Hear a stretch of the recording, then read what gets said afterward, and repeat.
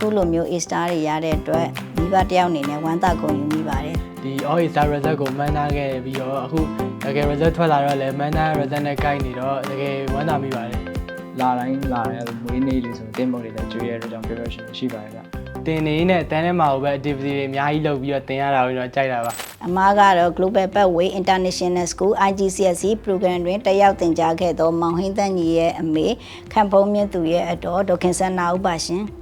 ကျွန်တော်နာမည်ကတော့မောင်ဟင်းတန်းကြီးပါဒီ Global Pathway International School IGCSE program batch 3မှာတက်ရောက်ပြီးတော့ all A star ရရှိခဲ့တဲ့ student တယောက်ဖြစ်ပါတယ်ကျွန်တော်နာမည်ခန့်ဖုံးမြင့်သူဖြစ်ပါတယ်GPIS IGCSE batch 3မှာတက်ရောက်ခဲ့ပြီးတော့ 5A 1A star ရရှိခဲ့တဲ့ student မျိုးဖြစ်ပါတယ်အခုလိုမျိုး A star တွေရတဲ့အတွက်မိဘတယောက်အနေနဲ့ဝမ်းသာဂုဏ်ယူမိပါတယ်။သားတို့ချင်းချင်းចောင်းစားကိုအပြန်အလှန်ဆွေးနွေးတိုင်ပင်နဲ့စူးစမ်းခဲ့တဲ့အတွက်ရလက်ကောင်းတွေရတယ်လို့မြင်မိပါတယ်။ကျောင်းနှစ်ဆရာဆရာမတွေလည်းကျေးဇူးတင်ပါတယ်။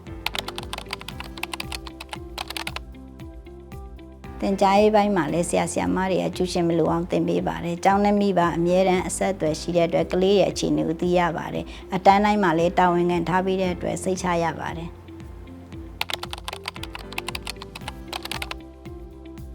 strategy first ရဲ့လုပ်ငန်းခွဲဖြစ်တာရဲ့သားတို့ရဲ့အကိုမတွေရဲ့တက်ခဲ့တဲ့အကြောင်းဖြစ်တဲ့အတွက်သူတို့လေးရဲ့ပြောပြချက်အရစိတ်ဝင်စားလို့ scholarship ကိုဝင်ဖြည့်ခဲ့ပါတယ်ကိုယ်တိုင်လည်းသင်ကြားမှုပိုင်းစီကံရှိမှုပိုင်းနဲ့ service ပိုင်းတွေကိုလည်းသဘောကျမိတဲ့အတွက်မိဘများအနေနဲ့ GPIS ကိုရွေးချယ်မယ်ဆိုရင်မှန်ကန်မယ်လို့ယုံကြည်ပါတယ်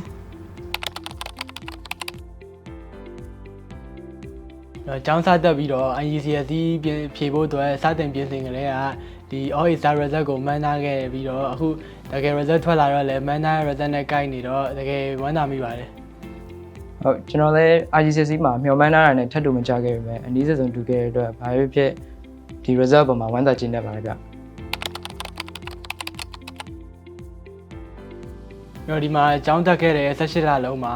ကျောင်းမှာဒီ tutorial class တွေလည်းအများကြီးရှိတယ် extra class တွေလည်းအများကြီးရှိတယ်ဒါတွေကိုခဏခဏ join ဖြစ်တယ်ပြီးတော့ကျောင်းမှာလည်း mock test တွေ weekly test တွေခဏခဏအများနဲ့လုပ်ပြတာဖြစ်တဲ့အတွက်ဒီ test တွေကိုတကယ် final test ဆိုသဘောထားပြီးတော့ဖြေရင်းနဲ့ practice အများကြီးရတယ်အဲ့ဒါကြီးကြောင့်လည်းကျွန်တော်တကယ် final exam လည်းဖြေရောအကောင်းမွန်ဖြေဆိုနိုင်ခဲ့တယ်IGCSE program တက်နေတဲ့18လတာကာလအတွင်းမှာပေါ့နော်ကျောင်းကစီစဉ်ပေးတဲ့ weekly test တွေ mock test တွေကိုကျွန်တော်အဓိကအားထားပြီးတော့စူးစမ်းခဲ့ပါတယ်ဗျဒီ weekly test တွေရှိတဲ့အတွက်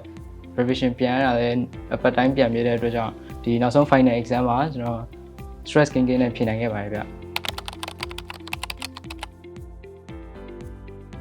ဒီ GPIS ဆရာဆရာမတွေကအတင်ပြအရန်ကောင်းပြီးတော့သူတို့တင်တာကိုနားထောင်ရတာနားလွယ်ပါတယ်ပြီးတော့အတန်းတွေထဲမှာကျွန်တော်အကြိုက်ဆုံးအတန်းကတော့ ESL ပဲ ESL တင်တဲ့ဒီချက်ဖြိုးကသူတင်တဲ့ style ကအရန် relax ဖြစ်ပြီးတော့တင်နေနဲ့တန်းထဲမှာပဲ activity တွေအများကြီးလုပ်ပြီးတော့တင်ရတာကိုကျွန်တော်ကြိုက်တာပါ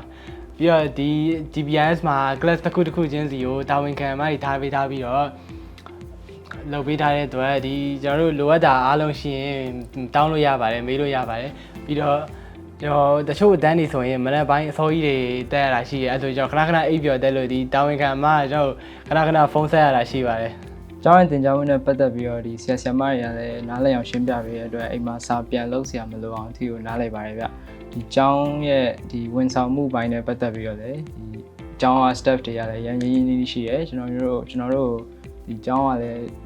လာတိုင်းမွေးနေ့တွေဆိုတင်းမုတ်တွေလည်းကြွေးရတဲ့ကြောင့် preparation ရှိပါတယ်ဗျဟုတ်ကျွန်တော်အကြိုက်ဆုံး subject ကတော့ ICT ပါဗျ ICT မှာဆို practical တန်းနေဆိုရင်ဒီတငယ်ချင်းတွေနဲ့ active ဖြစ်နေတင်ရတယ်ပေါ့နော်ဆရာမကလည်းတကယ်စိတ်ရှိနဲ့ကျွန်တော်တို့အမှားရှိရဆိုနီးနီးကက်ကတင်ကြားပြသပေးပါတယ်ဗျအားကြောင့်ကျွန်တော် ICT ကိုအကြိုက်ဆုံး subject ဖြစ်ပါတယ်ဗျ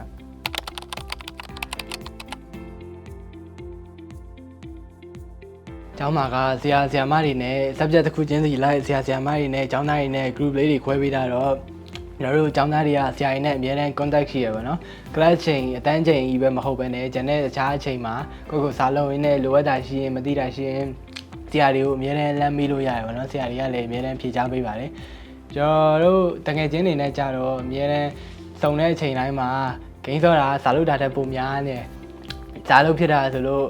တန်းထဲမှာ presentation ရှိတယ်တို့ group work ရှိတယ်တို့အဲ့ဒီချိန်ကျရင်တော့စာတွေလုပ်ဖြစ်ပါတယ်အချိန်ကျရင်တော့ဒီ team work ကောင်းကောင်းနဲ့တေချာစာလုပ်ဖြစ်တယ်ကျွန်တော်ကတော့ဒီလိုပဲကျမ်းပါတစ်လျှောက်လုံးဂိမ်းဆော့လိုက်စာလုပ်လိုက်နဲ့ပေါ့ပနဲ့ပဲဖြတ်တန်းလာခဲ့ပါတယ် ဆရာတွေကဒီ class တွေမှာရောဒီ class အချိန်အပြင်မှာရောပေါ့နော်ကျွန်တော်တို့ group တွေကနေသိချင်တာရှိရင်လှမ်းမေးလို့ရတယ်ဆရာတွေကလည်းအဲ့လို